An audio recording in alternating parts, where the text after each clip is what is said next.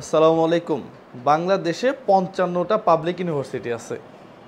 এর মধ্যে ১৩টা public university Sheikh Hasina ও তার পরিবারের মানুষদের নামে। আমি মনে হয় কথা বুঝাইতে পারিনি।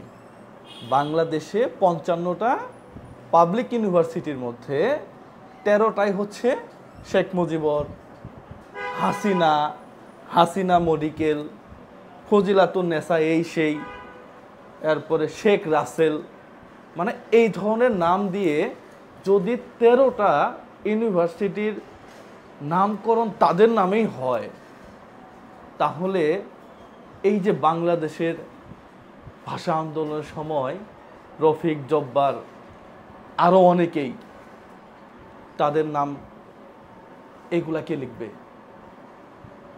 দলীয়করণটা এমন জায়গাতে এমনভাবে হয়েছে, গতকালকে নিউজটা দেখে আমার কাছে অবাক লাগলো যে ১৩টা জায়গা তোমরা দখল করে ফেলছো। সেতু বানাবা, বঙ্গবন্ধু সেতু লিখতে হবে। এই যে ও মন খারাপ করছে, ও ভাবতেছে আমি বঙ্গবন্ধুকে সম্মান করি না, বিষয়টা তা তো না। কিন্তু সব জায়গায় কেন, দু এক জায়গায় হইতে পারে। আর বাকি যে মানুষগুলো আছে, মাদার তেরেসা আছে, তারপরে শেরে বাংলা একে ফজলুল হক আছে, তাদের নামে করো। তোমরা ওই জায়গাতে নাই। নিজের নাম প্রচার করতে করতে বইয়ের মধ্যেও এখন তাদের নাম। ফাইনালি কি হইল, এই বঙ্গভবনে কালকে ওইদিকে গেছিলাম, সব কিছু ভেঙে চুরে চুরমার করে মানুষ একাকার করে ফেলছে। ফাইনালি আজকে টপ করে ওপারে চলে যেতে হইল।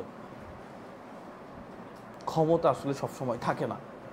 ক্ষমতা আপনি যদি মানুষের জন্য ব্যবহার করেন, তাহলে এই জায়গাতে আপনি অনেক দিন বসতে পারবেন। আর যদি শুধুমাত্র নিজের জন্য খাই ১০০ কোটি টাকা পাচার ভাই, ব্যাংকগুলা খালি, বসতে হবে আপনাকে। আপনি ক্ষমতায় টিকে থাকার জন্য আপনার দলের মানুষগুলাকে হাজার হাজার কোটি টাকা পাচার করার সুযোগ করে দিচ্ছেন।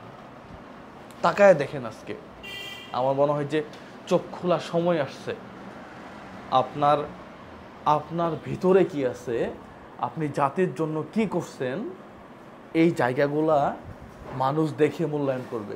বইয়ের মধ্যে ছাপায়ে ওই নিজের নামে একটা ইউনিভার্সিটি করে, কলেজ করে, মেডিকেল কলেজ করে, আসলে এই জায়গাগুলোতে না বেশি দিন টিকে থাকা যায় না। দেখেন না রাস্তায় আজকে বঙ্গবন্ধুর মূর্তিগুলাকে কিভাবে নিঃশেষ করে দিছে। আমি কখনোই পক্ষে না, কিন্তু আপনার কাজের জন্য আপনার বাবার আজকে সত্যি অবাক লাগে। আপনার কাজের প্রশংসার জায়গাতে এখন আপনার কাজের বর্ণনা দিতে লজ্জা লাগে।